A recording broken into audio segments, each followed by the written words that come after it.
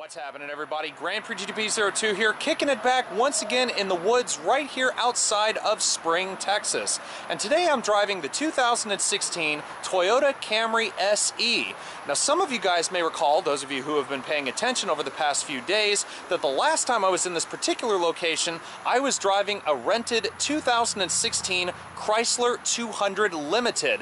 Well, unfortunately, due to a few unforeseen mechanical issues that happened with the 200, I had to take it back to the local rental agency where I first got it. And they have since swapped me into this rather well-equipped Camry instead.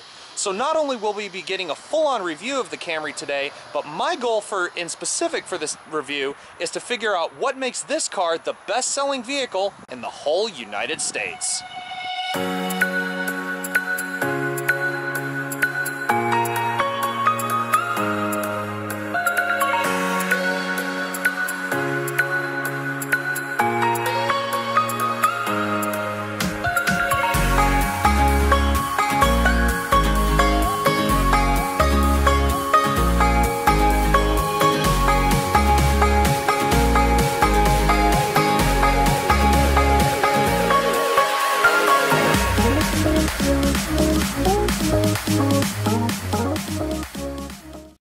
Alrighty guys, so here we go, the 2016 Toyota Camry SE. Well, for starters, I'll go ahead and be honest and say that this is actually my first time ever getting a full-on, hands-on experience with the new body style of Toyota's most popular selling vehicle. In fact, this car actually now tops the charts as my favorite of all of the Camry models that I've ever encountered over my driving career. Now that of course means that I've dealt with a lot of them, everything from the 2007 to 2011 generation to the slightly redesigned 2012 to 2014 generation, and now this one. Now, this particular Camry is my favorite for a whole host of different reasons, but I'll start for the one that is the most apparent, and that is the looks. Because this happens to be, in my book, one of the most aggressive-looking midsize sedans that you can actually buy in the whole of the midsize family sedan segment. Let's face it, a lot of cars in this particular category are a little on the plain Jane side. I mean, yes, they have their own unique styling cues, but they really don't have the sort of aggressive approach that the Camry now brings to the table, especially here in the SE trim. Now, speaking of trims, this car is offered in at least 5 different trims as far as its gas counterpart is concerned. We won't even mention the hybrids because that of course means we're getting into more expensive territory and a whole different review. So as far as trims are concerned, the Camry starts out as the base LE, then ends up as the SE, which you see here. So only the second lowest trim, and you're already starting to make the Camry look a lot less rather plebeian and, like I said, rather a lot less vanilla than a lot of its competitors. You then move up to the Camry Special Edition, which is kind of like an upgraded SE. You get some different alloy wheels, you get a couple of different extra options over the standard SE, but then you get to my favorite trim level of all, which is the new XSE, or the Extreme Sports Edition, as many people have called it. Now, the Extreme Sports Edition gives you a whole host of different upgrades. Not only do you get the sporty exterior body cladding that you find on this SE trim, but you also get things like a unique set of 18-inch alloy wheels. You have the option of Toyota's 3.5-liter, 280 horsepower 2GR FE V6, but you also have things such as a sport-tuned suspension, upgraded navigation with Toyota's Entune telematics and car care, and the list goes on and on. And then finally, as the last of the gas-powered trims, you get to the XLE. Now, the XLE is of course going to be the super blingy model, a lot of chrome and a lot of luxury options. So navigation, keyless access, push-button ignition, and the list goes on and on. And another thing that I've noticed about these mid-size cars, first driving the 200 and now driving this, is the fact that every car company that has a mid-size car in this particular category, especially some of the top tier models like the Accord, the Nissan Altima, the Hyundai Sonata, and so on, all seem to have a trim level for a different price bracket within the mid-size category. So, for example, the Camry SE, stickers for around $25,000. Stickers that I've seen at different dealerships around the area, pricing ranges from a more basic SE at about $25,000 flat to nudging about $25,500 to $26,000 with a few extra options thrown in. Now this particular one I'm showing you, as far as options are going, being the fact it's a rental car, it is a rather basic SE. But like I said, the looks are really what matter with this car. The underpinnings really haven't changed over the years. The engine's still relatively the same. The chassis is relatively the same. But again, the looks are really what have me going at the moment. And you start here at the front with these really kind of aggressive yet somewhat elegant headlights. Even here on the SE, you do have automatic halogen projector lights as standard. If you want to upgrade to the XSE, these turn signals down here will also turn into LED daytime running lights with the turn signals up above. But again, a very aggressive appearance here to the front fascia. You have this blacked out portion specific only to the SE and the XSE trims. If you were to go for the LE, the grille would look a little bit different, a little bit less chrome and whatnot. And then of course the XLE would just lavish the whole front of this car in chrome. So the like I said, the SE and the XSE being my favorite trims because they look the most aggressive. Now, one of the other things that's also really attracting me to this particular car is the color. Toyota actually has a couple different shades of gray, not 50 shades of gray, but a couple of shades of gray for this new Camry. And this one is actually my favorite because if you put it in the sunlight, it's not exactly a gray. It's almost like a very dark navy steel blue. It's actually known as Cosmic Gray Mica. The other gray shade that they have for this car is called Pre-Dawn Gray Mica, and that's kind of a beigeish gray color, not so much a tungsten or a dark shadow gray color, but the Cosmic Gray remains to be my favorite shade of color for this car, at least, and that's without going into the vibrant colors like the blue crushed metallic and all that good stuff. Now, finally rounding things off here at the back. Again, it's not too in your face, but it is a little bit more aggressive in my own book than a lot of the other competition. Probably the closest thing I can think of to the back end of this car in terms of aggression is the 2016 Honda Accord, which has the LED taillights and all that cool stuff, and a little bit more of an update than the Camry has received here over the years. But starting here at the back, you do have some rounded off taillights, no LEDs, no anything like that. You have to upgrade to some of the higher trims to do that. But again, you can see more of the exterior body cladding with this lower sort of what looks like a diffuser here at the back. This one being the 2.5 liter 4-cylinder, you're only going to get a single outlet exhaust, but you can see that there is a space for duals if this car were to come as the XSE or perhaps even an SE with the V6. You will get the dual outlet exhaust.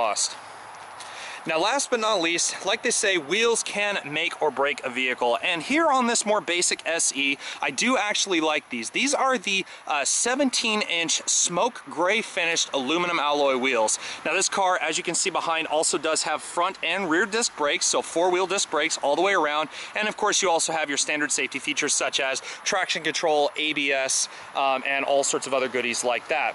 Now, I was talking about the color, and I'll just show you real quick here in the sunlight. Not sure how well you can see that, but you've got this beautiful blue flake just popping right out of the paint color. Very, very pretty color, in fact. Like I said, it's more of a blue than it is a gray.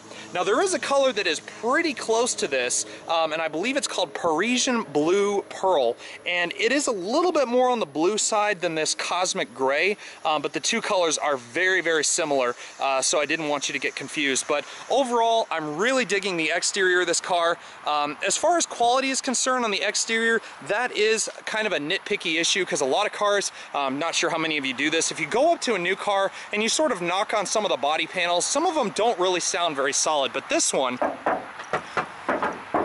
it really sounds kind of hollow when you knock on certain panels. I mean, the front sounds kind of plasticky. You can see it flex when you push on it. So Toyota, I guess, could do with a little bit of a lesson in quality control as far as the exterior is concerned. But as far as the looks and amount of options you get for the money, I think the Camry definitely has a lot of its competition beat. Now, we can only hope that that will continue on in our next place, which is when we get to the interior.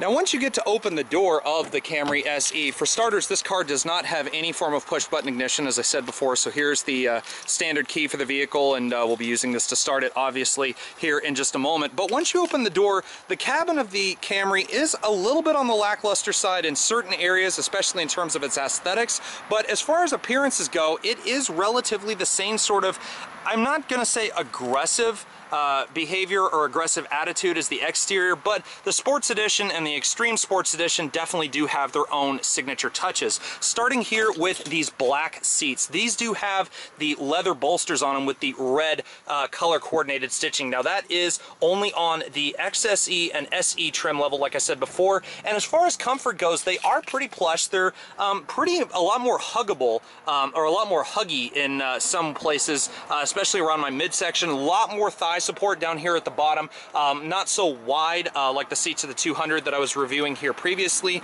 but all the same, I really do like the seating position. It feels a little bit bigger. Headroom is about as adequate as the 200, so overall I would say it's definitely really noticeable why this car is such a heavyweight in the midsize category.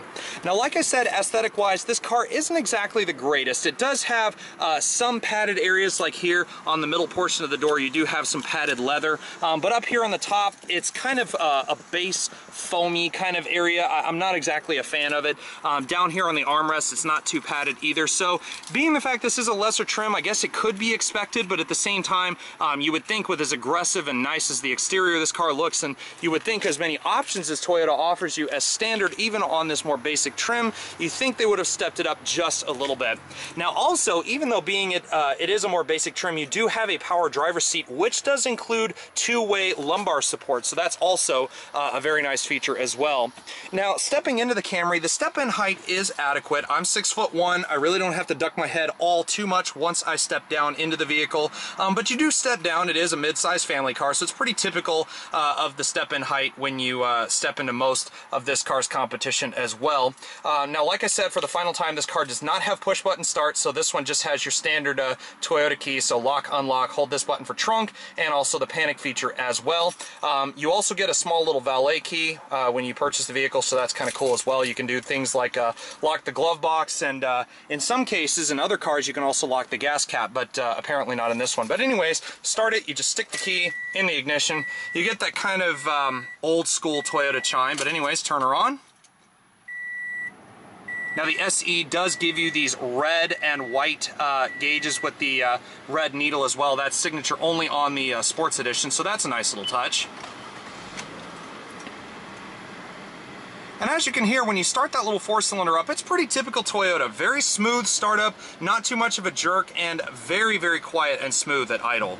So once you sit yourself down inside this particular Camry's interior, you start to notice a little bit of the cutting corners aspect that Toyota has been taking ever so slightly in a lot of their cars. You do have some decent materials in certain key touch places, like obviously you're not going to be prodding your hands all over the dashboard, but the dashboard is rather hard. It feels a little rubbery. It looks like stitched leather up here, but there's no padding or anything up here.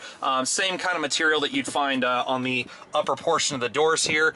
You also have the stitching that continues around up over the gauge cluster here, but you also, as you can hear, have a bit of plastic up here on the center stack, and that continues down where around the touchscreen, radio interface and all that. You just have a lot of this metallic gray kind of plasticky sort of deal. You do have a leather shift boot, which is nice, and I'll get to that here in just a second. But looking directly in front of the driver, this is one of my favorite things about the interior of the Camry SE in particular. Now, some different trim levels will vary in terms of what things are colored what, or what things are wrapped in what, as far as the interior goes. But as far as the Sports Edition Camry, you do get a few extra little goodies. Regardless of what engine, you also will get paddle shifters here on the back of the steering wheel. So pull the right one to shift up, pull the left one to shift down. They are plasticky, they are a little flimsy, but they do have a nice pull to them, so you have a nice little click when you pull them back. Nothing loud or anything like that.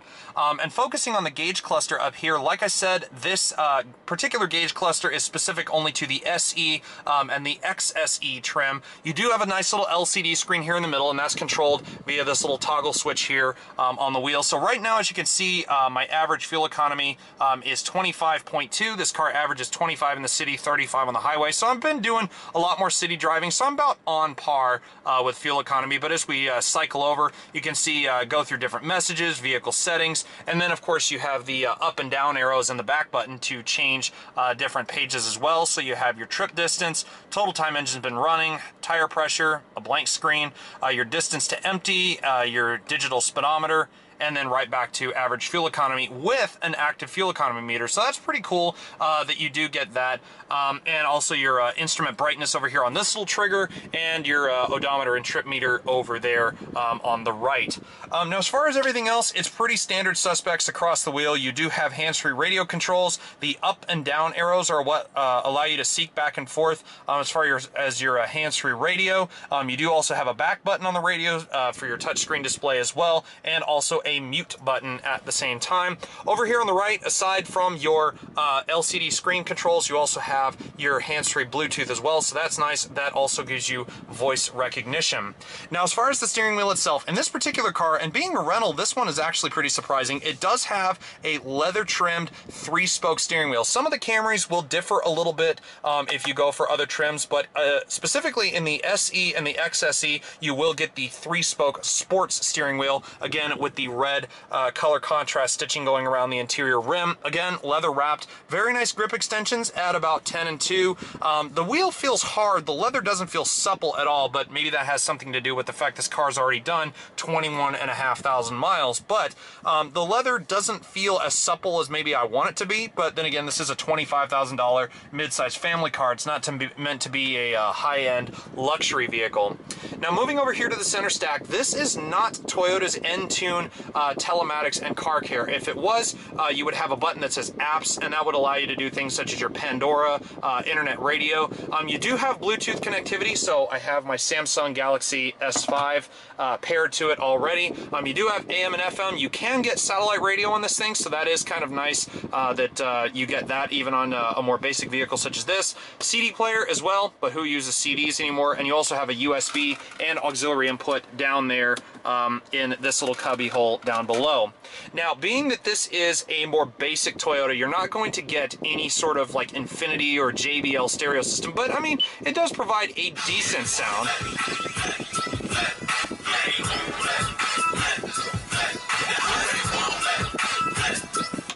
Won't do too much of that because I know how YouTube doesn't like that copyrighted stuff. But once you go down from the center stack in this smaller screen here, which, by the way, if you get the Entune system, much bigger screen will appear. But you also have the single zone climate control system, nothing dual zone or computerized. A lot more simplistic, which is actually kind of a plus in my book. I wouldn't expect anything really too dramatic for the price tag.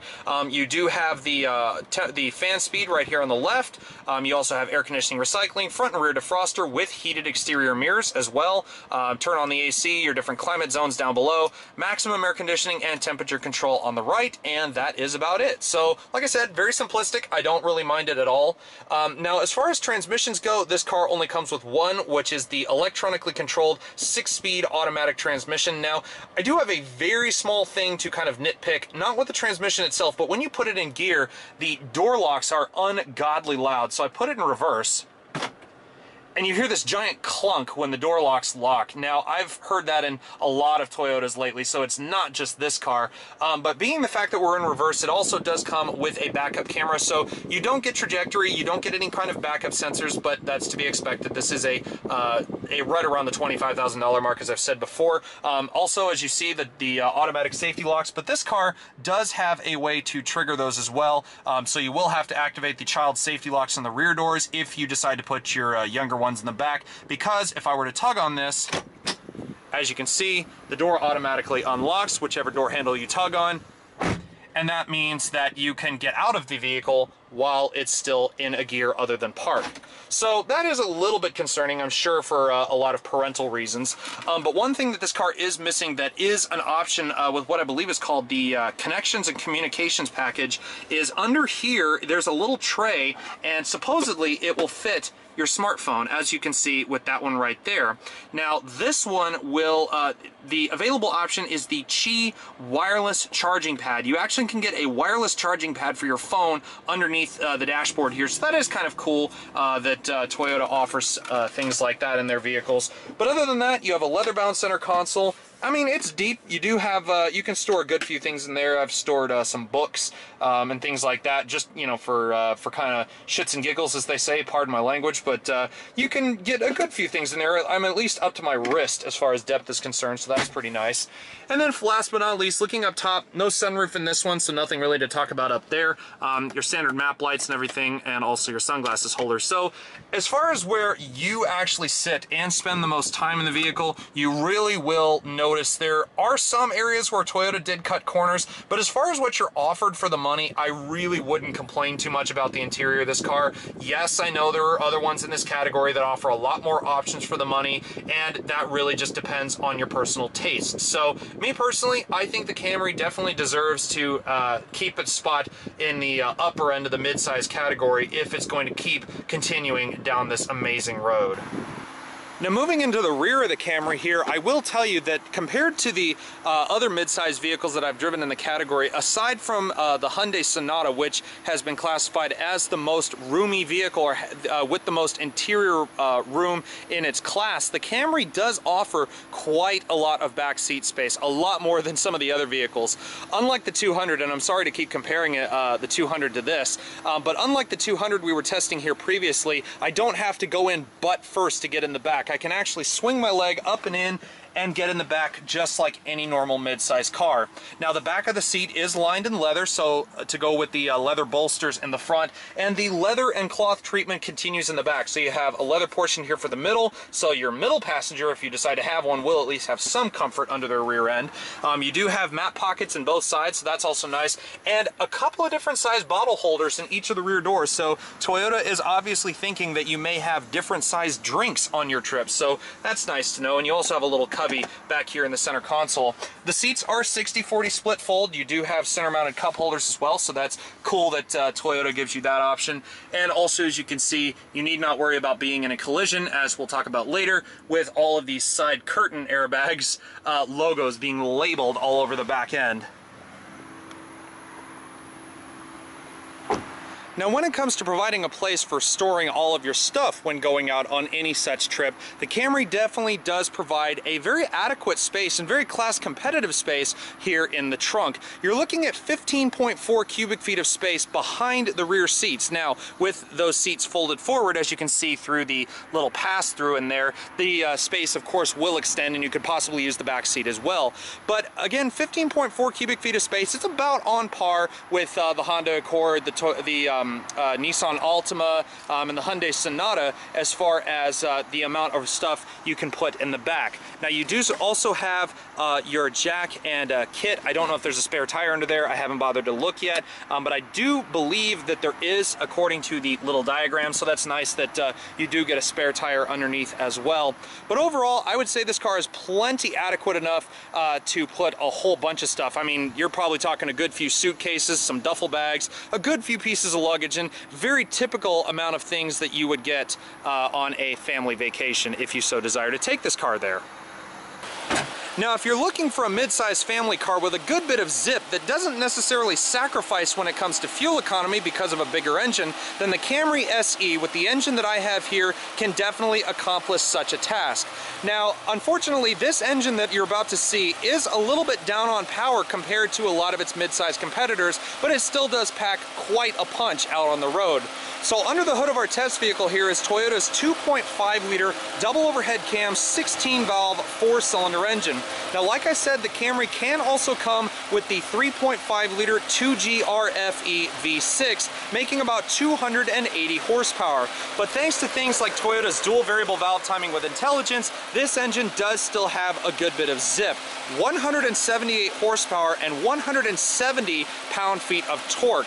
Now, like I said, that is a little bit down on power compared to cars like the Hyundai Sonata, which has 185, the Mazda 6, which has about the same, the Honda Accord, which is about on par with this one. So really, it's kind of in the middle of the road as far as four-cylinder variants of the midsize family class. Now, it's kind of slacking also in the fuel economy department, so this would be something that Toyota really could improve on. 25 miles per gallon in the city and 35 miles per gallon on the interstate highway, thanks to our friends at the EPA. Now, a lot of other cars in this category can achieve almost 40 miles to the gallon, so only 35 out of a car that only makes 178 horsepower and is a little bit on the lighter side compared to a lot of the other mid-size cars in the category is a little bit disappointing. But like I said, having driven this four-cylinder model and actually given it the beans a couple times or two, this thing still does have a good bit of zip to keep even kind of fuel economy and tree-hugging people actually happy. So me personally, I just go for the four-cylinder. But again, if you want some horsepower, the 3.5 liter V6 is also an available option.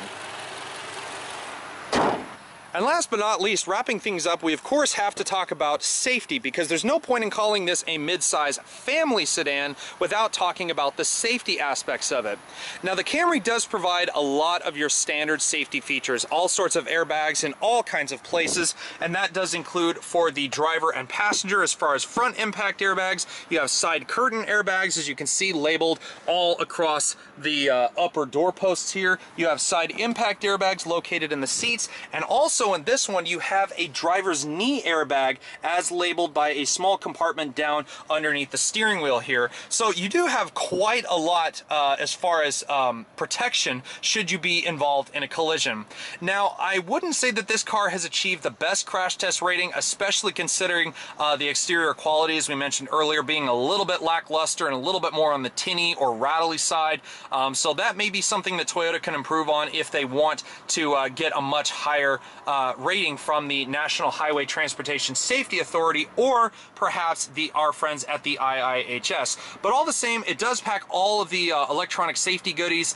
In other high-end models, you can get things such as blind spot monitoring, and also, I don't think automatic emergency braking, but just your other basic upper-end technological features. But also, like I said, this car does have anti-lock brakes and traction control and a few other safety features like that. So all really the basic necessities that you would need in a mid-size family car.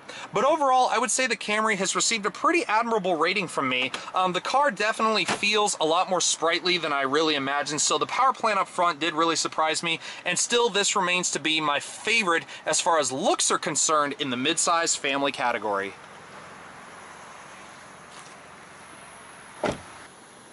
Well, everyone, with the sun going down here in the north end of Houston, it is time we wrap up our review of the 2016 Toyota Camry SE. I do hope you guys have enjoyed this review as much as I have had fun making it for you guys. Now, if you guys have enjoyed this review, feel free to like, subscribe to the channel, or leave a comment in the box below, and it is all very much appreciated. And please do stick around, because there is a lot more content like this coming in the future. But from the north end of Houston, Texas, this is Grand Prix GTP 02 signing out. Until next time.